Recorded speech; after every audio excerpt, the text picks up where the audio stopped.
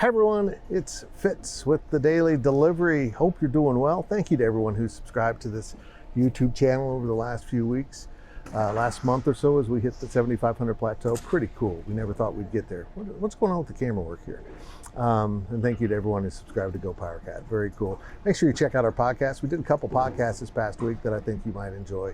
One wrapping up the season and one of our question podcasts that kind of bridge the gap between football and basketball, and we are in basketball season, and Jerome Tang has the Wildcats at 3-0 in conference play with 3 wins over ranked opponents, and this one was particularly notable. Honestly, this is a game in the past maybe we would not have covered.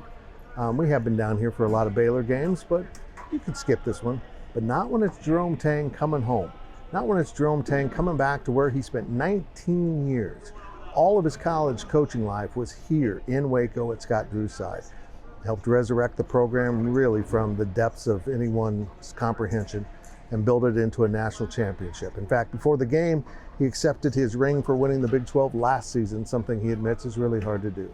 But Jerome Tang mentioned in this game that it was not fun. Not fun before the game or after the game. During the game, it's basketball, and basketball is fun. But nothing about this was fun for Jerome Tang beating Scott Drew and watching his brother, his friend, his mentor fall to 0-3 in the conference by losing some close games.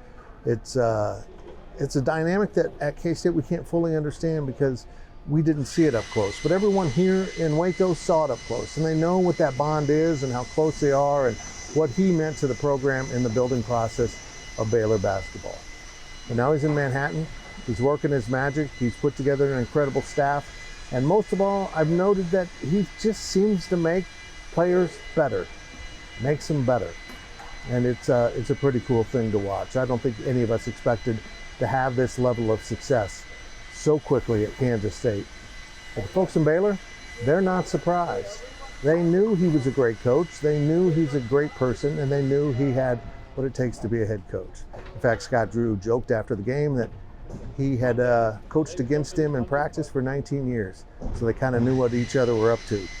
But Jerome Tang's turned out to be one heck of a good basketball coach, and a big reason, maybe the biggest reason of all, is Scott Drew and what that bond between two brothers has meant for their careers. And now they've gone separate ways, but as Scott Drew points out, I wish he hadn't gone in conference, because now he has to see him twice a year or more if he sees him in the Big 12 tournament.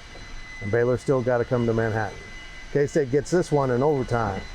But this battle between brothers, this was only the first story, the first chapter, and what could be going on for many years.